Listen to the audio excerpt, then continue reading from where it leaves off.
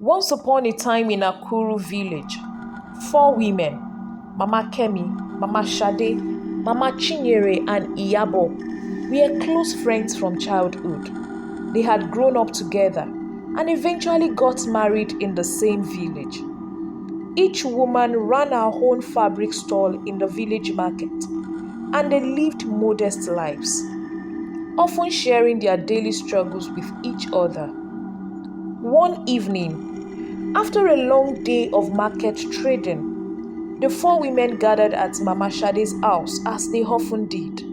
They talked about their families, their businesses, and their frustrations, especially with their husbands. You see, Baba Kemi, if not for Kemi, I would have left his house by now, Mama Kemi sighed. I have asked him several times to give me money to expand my business, but he always claimed there is no money. Yet, he somehow manages to give his girlfriends money. All men are the same, Mojare, Mama Chinyere replied. But me, I've stopped stressing myself about it. All I need and pray for is enough money so I can live the way I want without depending on that man. Exactly. Money is the key, the other chorused in agreement. It was then that Mama Kemi leaned in and said, talking about money, if you women wouldn't mind, I know a powerful spiritualist who can help us. Her name is Iya Aje. She can make our businesses boom, and in no time we'll all be rich. We won't need to depend on our husbands for money anymore. Oh, so you knew about this all along and didn't tell us. Please, when can we go? Iyabo asked. Let us go tomorrow morning, Mama Kemi replied. The next morning, the four women set out to visit Iya Aje, a powerful spiritualist who lived on the outskirts of the village.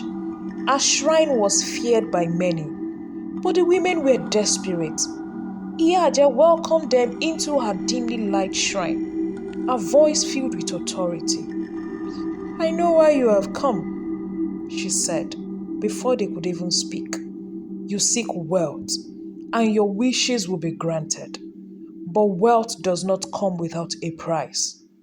We are ready to pay whatever it takes, Iya Aje, the women responded in unison. Iya Aje nodded. I will give you what you desire, but you must follow my rules carefully. Go home now, and each of you bring me a strand of your husband's hair. Return tomorrow, and I will perform the ritual. The women hurried back home, relieved that the task seemed simple.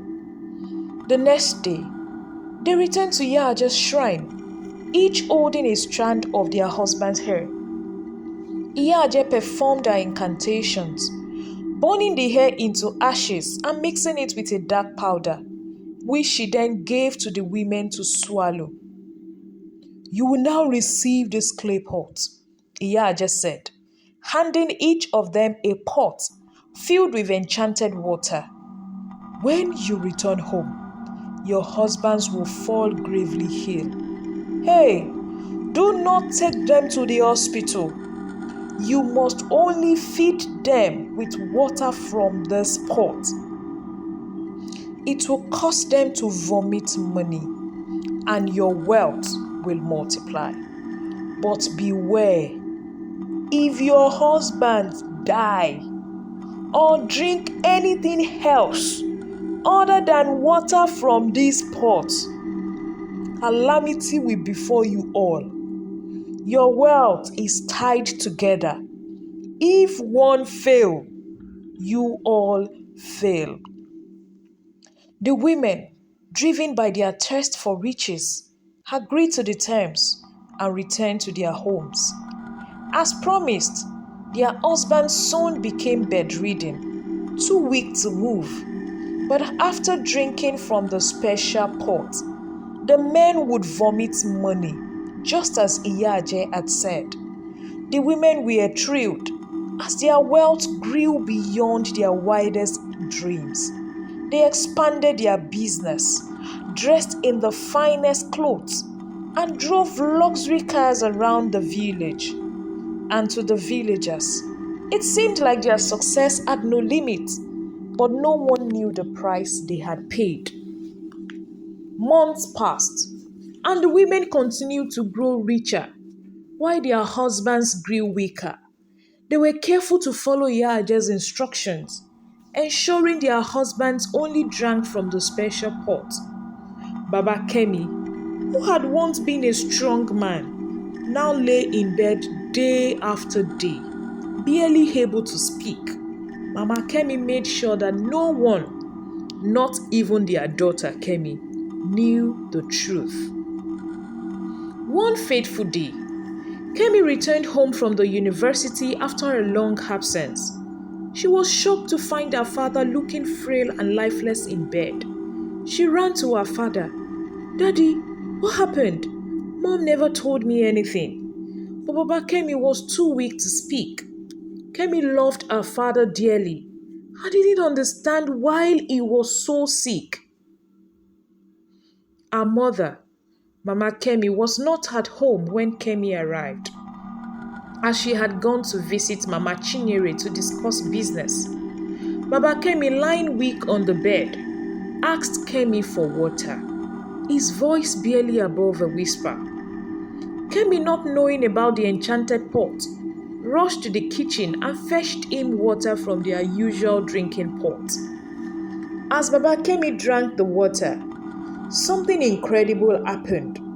His eyes widened and his strength began to return. He sat up in bed for the first time in months, breathing deeply. Kemi was overjoyed, unaware that she had just broken the curse that had kept her father bedridden. At that very moment, far away in Mama Sade's house, her husband too began to stir. His breathing grew steady, and he started to rise from his bed. The same thing happened in Mama Chinyere's house, and Iyabo's husband also regained his strength. The curse that had been broken, and all the men were free. As the men regained their strength, a terrible force swept through the village. Wherever the women were, they felt it instantly. Mama Kemi, who was just about leaving Mama Chinyere's house, clutched her chest as she felt a strange force holding her. Mama Sade, busy at her shop, dropped her goods in shock, and Iyabo, who had been counting money in her room, suddenly felt faint and terrified. Mama Kemi rushed home. She found Baba Kemi sitting upright. His health had returned, but his eyes were cold. "What have you done to me?" he asked, his voice steady but full of accusation. Kemi was confused, but relieved and had no idea what her mother had done. In panic, Mama Kemi ran to the special pot in the corner of the room, hoping to save the situation. But the pot was dry, and cracks ran along its surface. The magic was gone, and with it, their wealth. The other women felt the same devastation. Their riches that had once flowed from their husbands had vanished. The women fell into madness almost immediately, wandering the village, haunted by the consequences of their greed. The curse Iya Aje had warned them about had come true. The story of the four women of Akuru Village and their cursed fortune became a warning to all. That wealth gained through dark means would only bring destruction. The village returned to its simple ways, but the memory of the wife and their tragic end was never forgotten. Thank you for watching to the end. Please drop a comment if you enjoyed the story. Like and share the story to friends and families. Till I come across your way again, stay blessed.